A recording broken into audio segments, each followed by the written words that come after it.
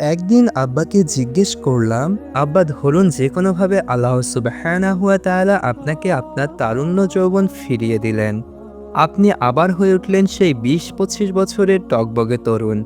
আচ্ছা, যদি সত্যি এমন হয়, সেই জীবনটা আপনি কিভাবে কাটাবেন? আমার বাবা খুব রসিক এবং আড্ডাপ্রিয় মানুষ। আসর জমিয়ে গল্প করতে বেশ পছন্দ করেন। যদিও বয়স আর রোগ তার খাওয়ার পরিধিটাকে নিতান্তই ছোট করে এনেছে, কিন্তু একটা সময় বাবাকে বেশ খেতে দেখেছি আমরা। প্রচুর খেতে ভালোবাসতেন। গরুর গোশত বাবার পছন্দের তালিকায় একেবারে শীর্ষে। আমি ভেবেছিলাম আমার প্রশ্নের জবাব হিসেবে বাবা তার চিরচারিত অভ্যাসগুলো, বয়সের ভার আর রোগের প্রকোপের কারণে যেগুলোতে তিনি আর যোগ দিতে পারেন না, সেই আড্ডা আর খাওয়া দাওয়ার কথাই বলবেন। নতুন একটা জীবন পেলে জম্পেশ আড্ডা আর নাক মুখ ডুবিয়ে খেতে চাইব, এমন একটা জবাব আসবে, সেটাই অনুমেয় ছিল। কিন্তু আমাকে অবাক করে দিয়ে বাবা বললেন, যদি সত্যিই ফিরে পাই নিজের তারুণ্য, বিশ্বাস করো, সিজদা থেকে মাথাই তুলব না। আমার বাবা যে খুব ধার্মিক গোছের মানুষ তা কিন্তু নয়।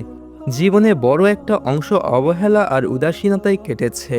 জীবনের পড়ন্ত বেলাতে শরীর যখন জীর্ণশীর্ণ হয়ে এসেছে, যখন ফুরিয়ে এসেছে অফুরন্ত প্রাণের ফোয়ারা, আল্লাহ সুবহানাহু ওয়া তাআলার অপার দয়ায় বাবার মাঝে কিছুটা পরিবর্তন আসে। আলহামদুলিল্লাহ। উচ্ছল আর ভরা তারুণ্যের দিনগুলোতে আল্লাহকে সেভাবে না চিনলেও জীবন সায়ান্নে যে তিনি আল্লাহর দিকে ফিরতে পেরেছেন, তার জন্য রবের দরবারে আমার কৃতজ্ঞতার অন্ত নেই। নতুন একটা জীবন পেলে সিজদা থেকে মাথাই তুলব না।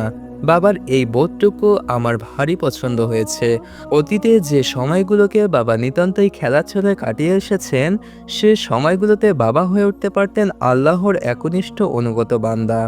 সেই সময়গুলো এমন নিদারুণ অপচয়ের কারণে বাবা কি তাহলে সত্যি অনুতপ্ত? জীবনের যে বসন্তগুলোতে বাবা আল্লাহকে ভুলেছিলেন, সেই আফসোস কি তার বুকের কোথাও ভীষণ চাপা কষ্ট হয়ে লুকিয়ে আছে? হয়তোবা।